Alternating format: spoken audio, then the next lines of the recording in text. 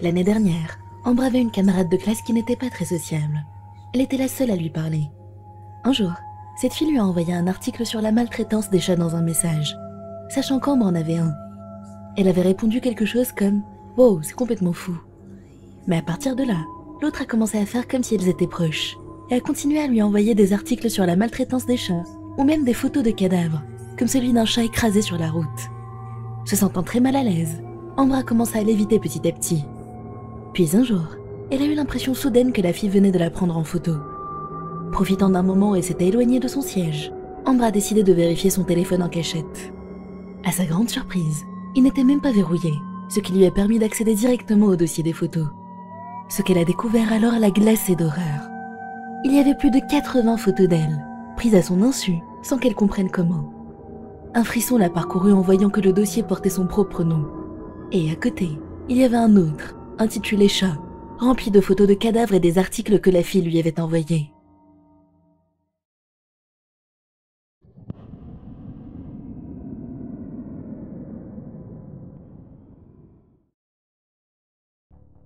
Cette histoire concerne la sœur d'une amie de Chloé. Sa famille vivait dans une grande résidence d'appartements. Un jour, sa sœur est sortie, et c'est à ce moment-là que la tragédie s'est produite. Son ex-petite amie l'attendait devant chez elle. Il l'a attaquée par surprise et lui a asséné un coup sur la tête avec une brique, la tuant sur le coup. Alerté par les bruits, un agent de sécurité s'est précipité vers eux. Mais l'homme a pris la fuite et monté sur le toit d'un autre immeuble et a mis fin à ses jours. Après cela, 2 hôtels funéraires ont été installés pour eux, ironiquement placés l'un juste à côté de l'autre. C'est alors que la famille endeuillée du meurtrier a formulé une demande invraisemblable à celle de la victime. Et si nous unissions leurs âmes par le mariage? Les parents de la victime, bouleversés, ont refusé catégoriquement et ont fini par se disputer violemment avec l'autre famille, dans une explosion d'injures et de colère. Plus tard, l'ami de Chloé lui a confié que ce jour-là, l'atmosphère aux funérailles était devenue complètement chaotique.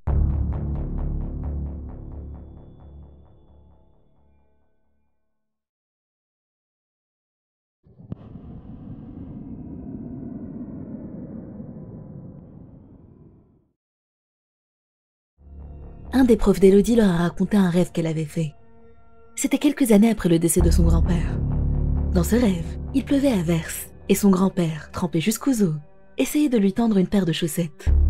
Même si elle l'aimait énormément, elle a refusé obstinément de les prendre, sans trop savoir pourquoi. Puis brusquement, la scène a changé, et s'est retrouvée dans une voiture, roulant dans un immense tunnel. À un moment, elle s'est aperçue qu'elle somnolait, a appuyé sur le frein, et s'est réveillée en sursaut. Au début, elle a pensé que ce n'était qu'un rêve étrange. Mais quelques jours plus tard, alors qu'elle était en voiture avec son mari, elle s'est assoupie sur le siège passager, ce qui ne lui arrivait jamais. À son réveil, elle a constaté avec effroi qu'il traversait le même tunnel que dans son rêve, et que son mari, lui aussi, était en train de somnoler au volant. Paniquée, elle l'a immédiatement secoué. Ils ont pu rentrer chez eux sains et saufs. Un peu plus tard, ce rêve lui est revenu en mémoire. Elle est allée consulter un expert en interprétation onirique. Il lui a expliqué que lorsqu'une personne décédée tend quelque chose dans un rêve, accepter cet objet signifiait rejoindre le défunt. Elle avait fini par oublier cette histoire, jusqu'à 7 ans plus tard. Ce jour-là, la famille devait déplacer la tombe de son grand-père. Mais lorsqu'ils ont ouvert le cercueil, ils ont découvert avec stupeur que son corps flottait dans l'eau et qu'il n'était même pas décomposé. Il avait gardé son volume, comme s'il était encore intact. La prof d'Élodie s'est demandé si son grand-père, sous cette pluie battante dans son rêve, n'avait pas cherché à lui faire comprendre ce qui lui était arrivé. Mais ce qui l'a encore plus troublée, c'est qu'elle n'était pas la seule à avoir fait ce rêve. D'autres membres de sa famille ont fait exactement le même.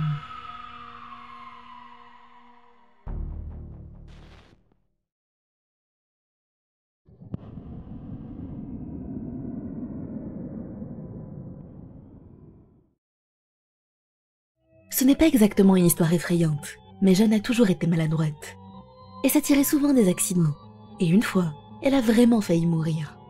Elle adorait les animaux, et sans réfléchir, elle a traversé une route où les voitures roulaient à toute allure, pour rejoindre un pigeon qu'elle venait de voir. Lorsqu'on est enfant, on ne perçoit pas toujours le danger. Mais au moment où elle a posé le pied sur la chaussée, elle a entendu plusieurs voix crier derrière elle « Attention !» Sous le choc, elle est tombée en arrière, échappant de justesse aux voitures. Quand elle s'est retournée pourtant, il n'y avait personne. Seul son grand frère était là, en larmes, lui disant entre deux sanglots qu'elle l'avait échappé belle et de ne plus jamais refaire ça. Il venait de sortir précipitamment du magasin et de se ruer vers elle. Cela signifiait que lui seul avait crié pour l'avertir. Et pourtant, Jeanne aurait juré avoir entendu des dizaines de voix lui hurler de faire attention.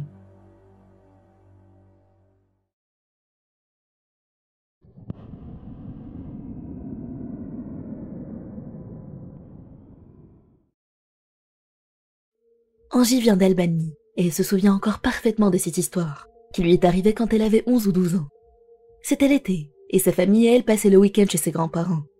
Par coïncidence, sa tante et ses cousins séjournaient eux aussi chez eux à ce moment-là. Un soir, vers 22h, ils avaient décidé de jouer à cache-cache. Tout le monde avait été retrouvé assez vite, sauf Edith, l'une de ses cousines. Derrière la maison de ses grands-parents, de chaque côté, se dressaient des murs hauts. Normalement, personne ne pouvait entrer dans la cour par là.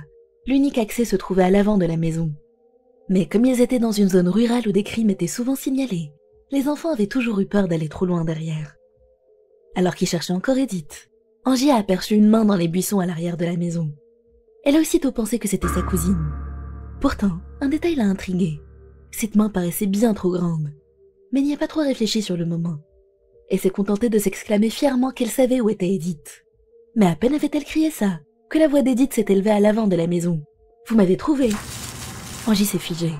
Edith se cachait en réalité dans un buisson près de l'entrée. Son estomac s'est noué. À cet instant précis, tout le monde se trouvait devant la maison. Alors, qui était derrière? Elle a préféré ne rien dire à personne.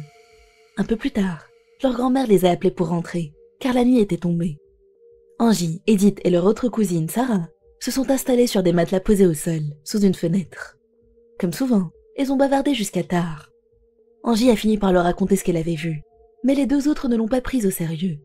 Elles l'ont accusée d'inventer des histoires, et sont rapidement passées à un tout autre sujet. Vers 1h du matin, la fatigue a fini par les gagner. Mais alors qu'elle sombrait dans le sommeil, Angie a entendu des bruits de pas juste devant la maison. Elle a tenté de les ignorer, pensant que ce n'était que son imagination. Sauf que ces bruits ne s'arrêtaient pas. Pire, ils se rapprochaient. Agacée, elle s'est levée pour jeter un œil par la fenêtre, persuadée que ses cousins leur faisaient une blague. Mais ce qu'elle a vu lui a glacé le sang. 2 hommes, inconnus. Quand leurs regards se sont croisés, son cerveau a enfin compris ce qui se passait. Elle a poussé un hurlement strident, réveillant tout le monde dans la maison. Les 2 intrus ont aussitôt pris la fuite. Paniquée en larmes, Angie a expliqué à sa mère ce qu'elle venait de voir. Mais celle-ci s'est contentée de la rassurer, convaincue qu'elle avait juste fait un cauchemar. Personne ne l'a cru. Les années ont passé, et Angie avait fini par oublier cette histoire. Mais presque 10 ans plus tard, alors qu'elle était de retour chez ses grands-parents pour une réunion de famille, ses souvenirs lui sont revenus. Sur un ton léger, elle a raconté son étrange expérience à son grand-père. Celui-ci a alors marqué un silence, avant de lui révéler une vérité glaçante. À l'époque des faits, il était impliqué dans des affaires illégales, et certaines personnes lui en voulaient.